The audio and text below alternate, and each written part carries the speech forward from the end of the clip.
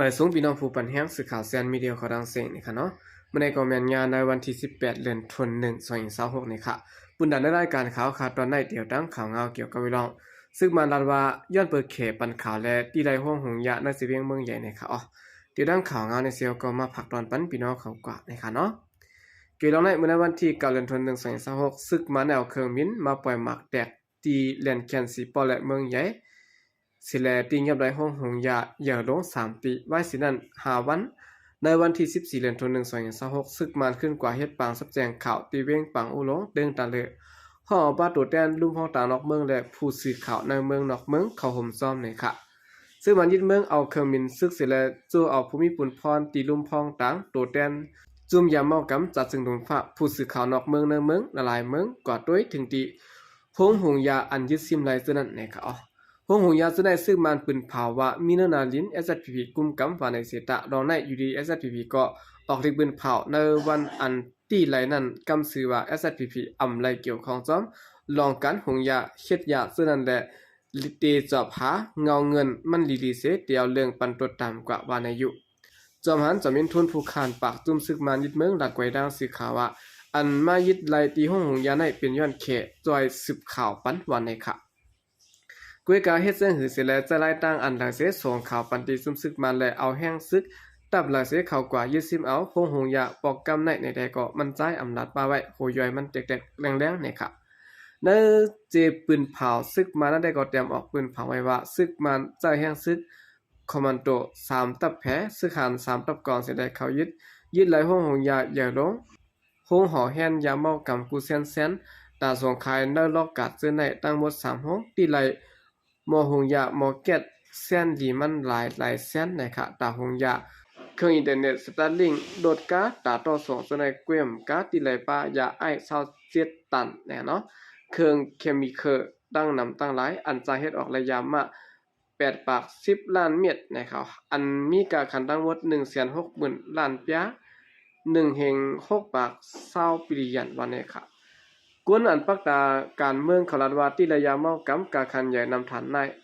อำปาสมยุบกองกลางและพื้นที่ได้ก่อนเป็นไรนะครับภายหนึ่งก็ผู้คานปากของสมซึกมันก็ยังอำปืนเผายืนยันแนไว้ว่า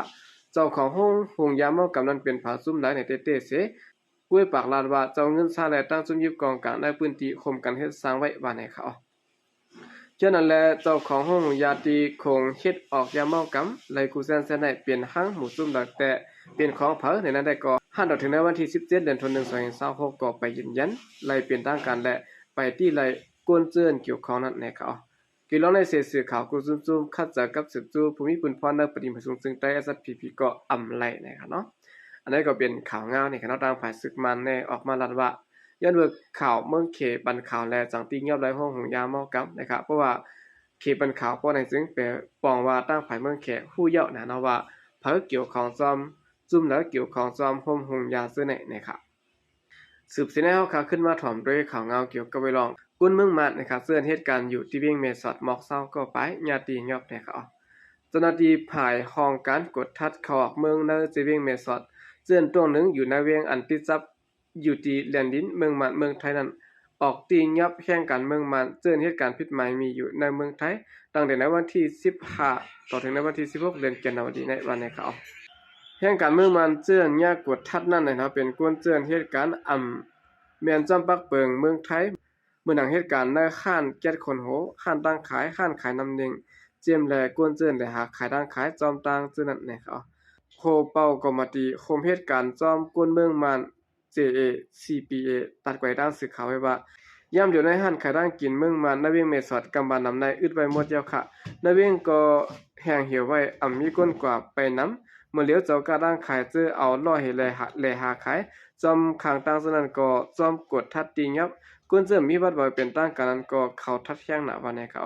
แล้วว่าก้นเมืองมันเจื้อนญาติยับกว่าในแต่มีหมอก1ปากก็ไปเสกำมานำเอาเงินกอดถุดไล่กำเดียวแลไล่ออกมาขึ้นแต่มีอยู่หมอก80ก็ก้นเสื้อมีเงินกอดถุดเอามาขึ้นนั่นได้ก็ญาติยับไว้ว่าในค่ะการงานเจื้อนก้นเมืองนอกเมืองเจื้อนเป็นแห่งการไล่เฮ็ดนั้นตั้งเสียงแต่มีอยู่27ลองแลก้นเจื้อนญาติยับลองรวยตั้งพิษอันในนั้นสังเสริมปันได้เงินกาดถุดโตซึ่งติญาตามข้อครั้งตา12ปีไว้ค่ะ ห้องการพ่อโลภายแห่งกันนอกเมืองเนี่ยค่ะเนาะยามปืนเผาไว้ว่าบ่กดทัดหันว่าแห่งกันเหตุการณ์แม่นจอมเปิงในเมืองไทยจึงติยามมับมาเงิน5เฮงวัดถึง 50,000 วัดเลยสินั้นติยายึดแปดเบออันมีสุนในเหตุการณ์นั้นถึง2 ปีแล้วได้ถูกส่งเมื่อขึ้นเมืองเจ้าเก่าวันในเขาออกคันได้ก็เป็นข่าวเงาในค่ะเนาะคนเมืองมันเสื่อเหตุการณ์อยู่ที่เวียงแม่สอดตาเช้าก็ไปญาติยับในเขาสืบสิแนวขาขึ้นมาถ่อมด้วยข่าวเงาเกี่ยวกับไปลองซึ่งมันขยำก้นเมืองตาย2 ปากเกาะในคราง1 ปีเนี่ยครับในปี2025ในซึกมันยึดเมืองตียับปอดทุบขาแหมยืก้นเมืองตายกว่ายอม2 ปากเกาะในต่างภายจุม SRT อันลุกพื้นสารคัดซึกมันสิไลปักตาเปิดด้วยลองซึกมันปุ่นแป้นส่วนใดสิเป็นก้นนั้นปืนเผาไว้หนังในผลนับอันในขณะนับสอนตั้งแต่ในวันที่1 เดือนธันวาคม2025ต่อว่าถึงในวันที่31 เดือนธันวาคม2025เตรียมหมายไว้ว่าจุ่มซึกมันและจุ่มยิบกองกลางแต่ซึกมันเอาบริเวณจุ่มซึกไปดูจิตเสในปุ่นแป้นส่วนใดสิเป็นก้นเปิงดื้อกำซึก5 ปากกำและย้อนเปิดซึกมันเอาเครื่องบินบึดยื้อสิไลให้ได้ก้นเมืองตายกว่า276เกาะนะครับอันเอาเครื่องกองกลางพุทธยึดเสียและกลเมืองลู่ตาย3 ปาก54เกาะอันคายามเสียแล้วตัวตายกว่า1,800ต่างที่ซ้ำที่มี10เกาะอันซึกมันตีเงียบเอากว่าเจ้าในการซึกซ้ำที่มีกว่า84กำกลเมืองเสื่อนญาติเงียบไว้หลังซึกมันปืนเผาเปิงหับการซึกซ้ำที่มีกว่า6เฮง4 ปาก40เกาะนะครับ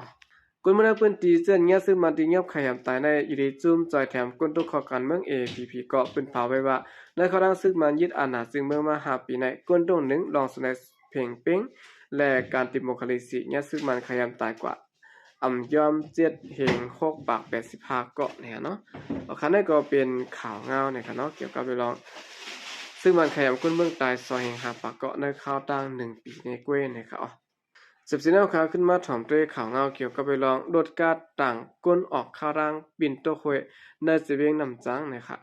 เมื่อในวันที่17ขย่ำกันนำออก10 โมงนะครับเนาะโดดกาดต่างก้นออกข่าวร่างลำหนึ่งปิ่นโตโคยอันมีเนื้อเส้นตั้งกว่า100 แหลมเวียงนำจังสิงใจประจานนะครับและโดดการลำอันปิ่นโตโคยกว่านั้นก้นหมัดเจ็บที่มีกว่า9 ก้อนและรูตายกว่า1 ก้อนในจุ่มภายซอยแถมก้นหมัดเจ็บและจุ่มแขไผในพื้นที่เจือนกว่าซอยแถมนั้นดัดในไว้ดังนี้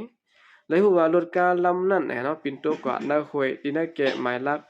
177/1และ177/2เนื้อเส้นตั้งลงอันลูกตั้งเวียง100 แหลมกว่าตั้งเวียงนำจังในรถลำนั้นมีคนขี่กว่า31 เกาะสิและคนจ่าย3 เกาะนางยิง6 เกาะมาเจ็บกว่าหาวแห้งนะครับก้นก้อนรูดตายกว่านั้นนะครับเป็นก้นจ่ายเสียและผายจุ่มใจแถมข่อยไปเลี้ยงนะครับเนาะเวียงนำจังและจุ่มปลาหิตะก้นหนุ่มสันร้อยตั้งภูมิปุนพรในจุ่มโฮงแขไผเจดอน100 แหลมเขาเอากาดต่อต่างคนเปลี่ยนก่อส่งที่ห้องยาลงคนเมืองสิดอน100 แหลมนะครับเอาคันนี้ก็เป็นข่าวเงานะครับเนาะรถกาต่างคนออกข่าวตั้งปิ่นโตควยในเจเวงนำจังนะครับกำลังแสดงก็ยินจมนับยาวของมันถึงพี่น้องผู้กำเทียบปัญหาเขาดังเสียงอยู่ครับยินจมนับยาวอย่างนำเสเข้าใจก็ที่มาส่งค่ะ